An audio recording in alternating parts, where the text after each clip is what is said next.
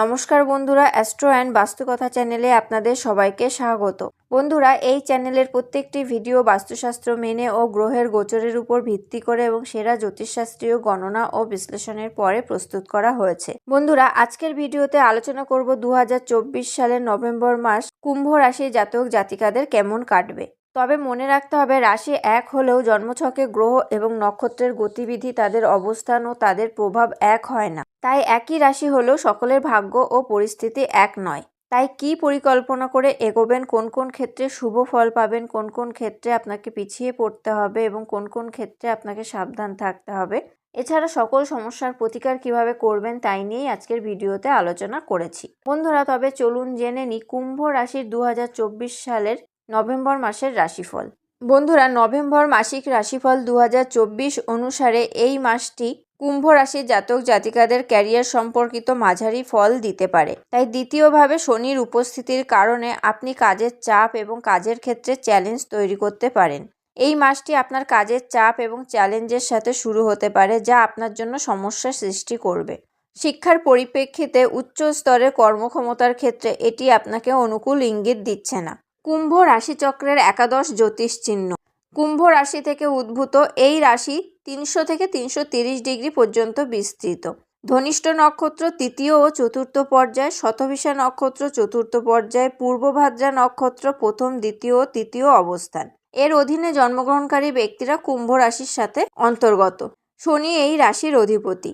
বন্ধুরা, এখন বলছি কুম্ভ রাশির জন্য নভেম্বর মাসের গ্রহের গতি কেমন হবে। গত 7 তারিখ থেকে আপনার রাশির চতুর্থ এবং নবম ঘরের অধিপতি শুক্র দশম ঘর বৃশ্চিক রাশি থেকে 11তম ঘর ধনু রাশিতে প্রবেশ করবে।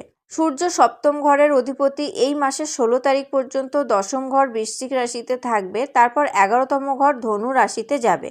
গুরু আপনার রাশির দ্বিতীয় এবং 11তম ঘরের অধিপতি বৃষ রাশিতে চতুর্থ ঘরে থাকবে।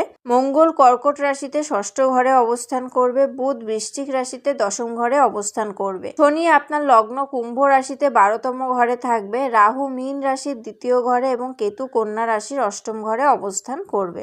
বন্ধুরা, এবার বলছি কুম্ভ রাশির জাতক জাতিকাদের কর্মজীবন নিয়ে।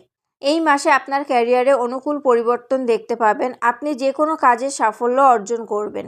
আপনার উচ্চপদস্থরা আপনার কাজের প্রশংসা করবেন এবং এটি আপনার জন্য শুভ সংকেত। যারা নতুন চাকরি খুঁজছেন বা প্রমোশনের জন্য চেষ্টা করছেন, তাদের জন্য এই মাসটি শুভ হবে। আপনি পেশাগত ক্ষেত্রে স্বীকৃতি এবং খ্যাতি পাবেন। তবে সহকর্মীদের সাথে কথাবার্তা বলার সময় সতর্ক থাকা উচিত, কারণ তাদের সাথে কিছু সমস্যা দেখা দিতে পারে। অহেতুক বিতর্ক বা ঝামেলা এড়িয়ে চলাই ভালো। বন্ধুরা, এবার বলছি আর্থিক অবস্থা নিয়ে। আর্থিক দিক থেকে এই মাসটি আপনার জন্য শুভ। আয় বৃদ্ধি পাবে, তবে খরচও কিছুটা বৃদ্ধি হতে পারে। তাই ব্যয়ের ক্ষেত্রে সতর্ক থাকা উচিত। অপ্রয়োজনীয় খরচ নিয়ন্ত্রণে রাখা ভালো। আপনি জমি বা গাড়ি কিনতে পারেন। মাসের দ্বিতীয় বা তৃতীয় সপ্তাহে কিছু অপ্রত্যাশিত খরচ আসতে পারে, তাই আগে একটি আর্থিক পরিকল্পনা তৈরি করা উচিত। বন্ধুরা, এবার বলছি স্বাস্থ্য নিয়ে। স্বাস্থ্য সংক্রান্ত বিষয়ে এই মাসে কিছুটা সতর্ক থাকা প্রয়োজন। ত্বকের অ্যালার্জি বা কানে ব্যথার মতো ছোটোখাটো সমস্যা হতে পারে। গাড়ি চালানোর সময় সতর্ক থাকতে হবে। উচ্চ রক্তচাপের সমস্যাও দেখা দিতে পারে। তাই স্বাস্থ্য সম্পর্কে অবহেলা না করে প্রয়োজন হলে ডাক্তারের পরামর্শ নিন। নিয়মিত ব্যায়াম, পুষ্টিকর খাদ্য এবং যথেষ্ট বিশ্রাম আপনার স্বাস্থ্য রক্ষায় সহায়ক হবে। বন্ধুরা, এবার বলছি পরিবার নিয়ে। পারিবারিক জীবনে এই মাসে আপনারা সুখী থাকবেন। আপনি আত্মীয়দের সাথে দেখা করবেন এবং পারিবারিক অনুষ্ঠানে অংশগ্রহণ করবেন। আপনার জীবনসঙ্গী কর্মক্ষেত্রে পদোন্নতি বা সফলতা অর্জন করতে পারে, তবে তার কিছু ছোটোখাটো স্বাস্থ্য সমস্যা হতে পারে বা কোথাও ভ্রমণ করতে যেতে পারেন। তাই তার স্বাস্থ্যের প্রতি যত্নশীল থাকা এবং সব দিক থেকে সহায়তা করা উচিত। বন্ধুরা, এবার বলছি এই নভেম্বর মাসে আপনাদের ব্যবসা কেমন যাবে।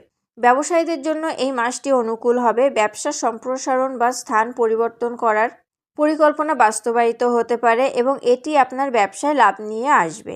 আপনি একটি গুরুত্বপূর্ণ ব্যবসায়িক চুক্তিতে স্বাক্ষর করবেন, তবে অংশীদারিত্ব চুক্তির জন্য এই মাসটি বিশেষ অনুকূল নয়। তাই নতুন অংশীদারিত্বের বিষয়ে সাবধান থাকা ভালো। বন্ধুরা, এবার বলছি শিক্ষার্থীদের কথা। শিক্ষার্থীদের জন্য এই মাসটি ভালো যাবে। পরীক্ষায় ভালো নম্বর পাবেন এবং পছন্দের কলেজে আসন লাভ করবেন। তবে মাসের তৃতীয় সপ্তাহ থেকে পড়াশোনার প্রতি মনোযোগ কমে যেতে পারে, তাই সতর্ক থাকতে হবে।